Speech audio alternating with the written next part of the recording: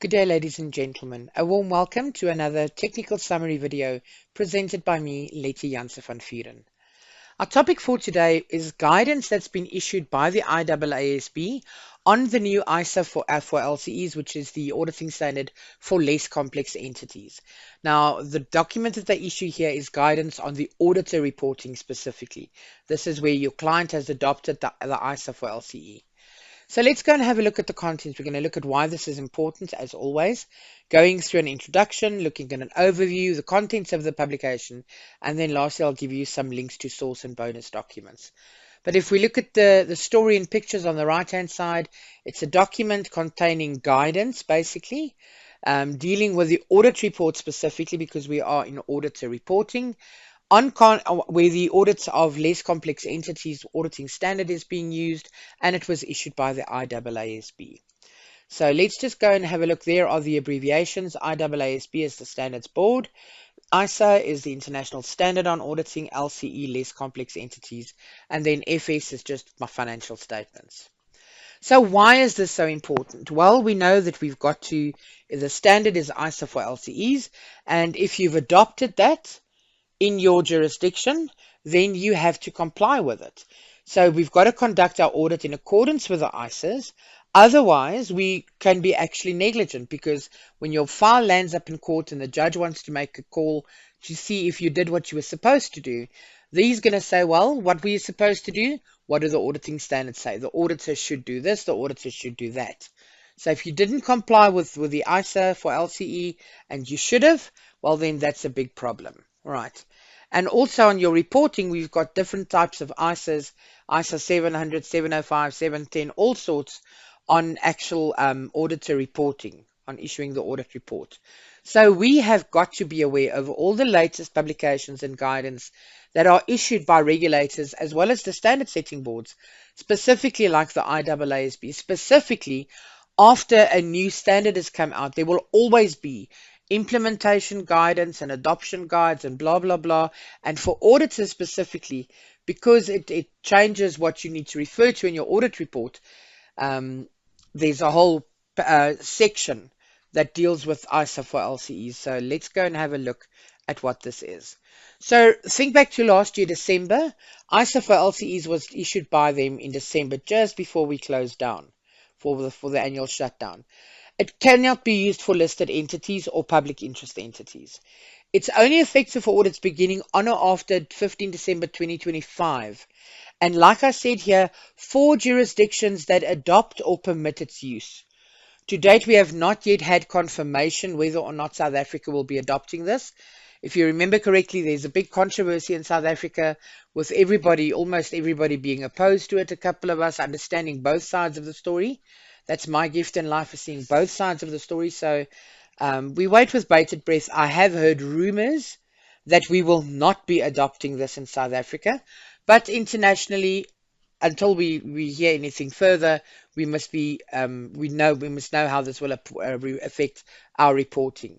So the guidance is meant to be read together with the ISA for LCE standard, and it looks at giving us, as auditors, assistance about the modifications that need to happen to the auditor's report. Right, because you will no longer be referring to the ISAs.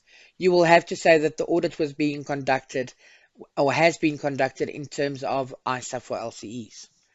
So it includes things on emphasis of matter paragraphs, other matter paragraphs, reporting on other information, reporting on a material uncertainty related to going concern.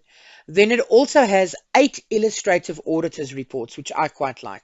Those are available to you as appendices, and it includes examples of adverse opinion, disclaimers, and opinions where there's a material uncertainty related to going concern. Obviously, material uncertainty, then you've got to ask yourself, has it been disclosed adequately in the financials, yes or no? And that will affect your audit opinion. If you need to go further, when the ISA for LCE was issued, I did do a TSV fully on the ISA for LCE and the initial guidance. I think there were 4 documents where they had a slide pack and they had a webinar and all sorts of things, 1-page overview. So please go and access that TSV if you want to learn more about the ISA for LCEs.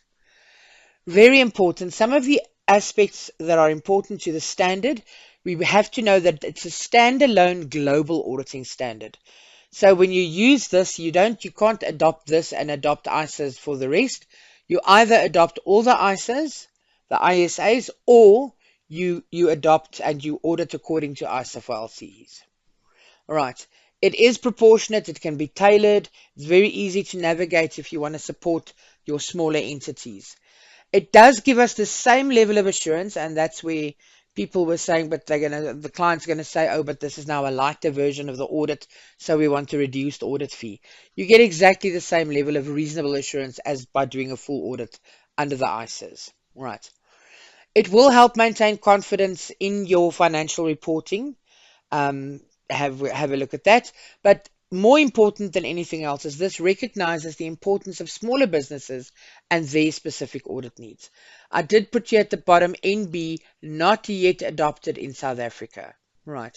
But we can't wait until it's adopted and then go and say, oh, well, what have we missed? So we must at least prepare. So the publication looks like this. This is what the front page looked like. And you'll see there it says supplemental guidance. It's a 34-page document, okay? And it specifically is on auditor reporting.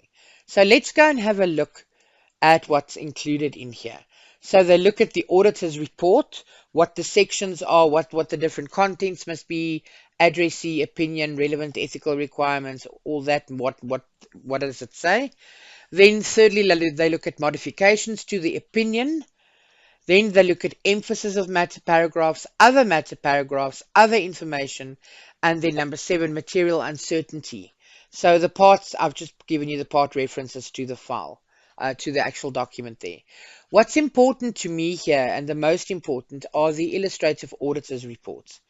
So you'll see we've got qualified opinion with an emphasis of matter, and there's reporting on other legal and regulatory requirements. Then there's a qualified opinion with an inability to obtain sufficient appropriate audit evidence. Then there's an adverse opinion. Then there's a disclaimer as well as an other matter paragraph. Then we've got unmodified opinion and other information, and unmodified and a material uncertainty related to going concern. Then there's qualified based on material uncertainty relating to going concern, and adverse based on material uncertainty relating to going concern.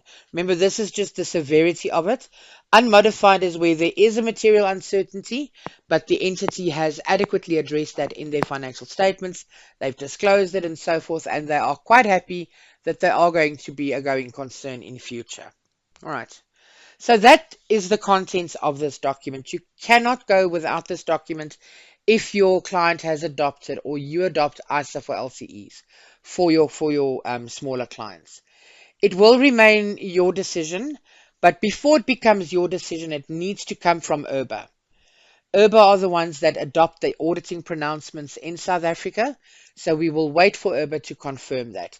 In the meantime, there's the document that I've just spoken about now, the guidance on auditor reporting.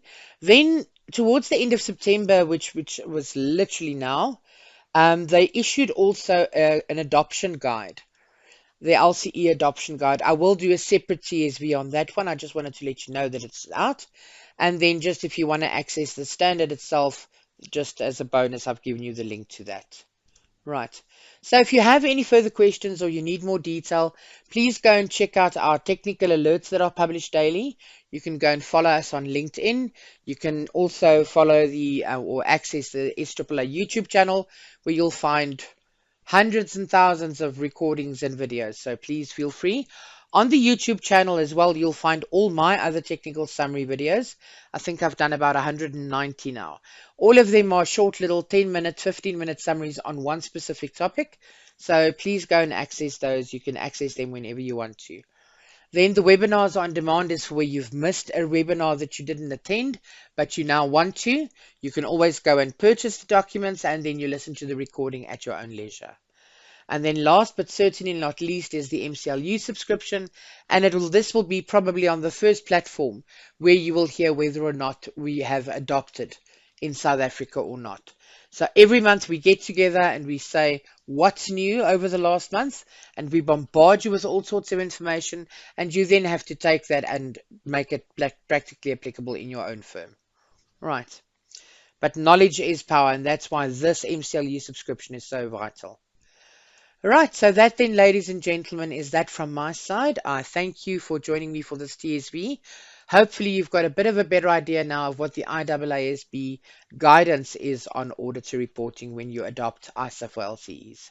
From me, Letty Janse van Vuren, thank you and goodbye.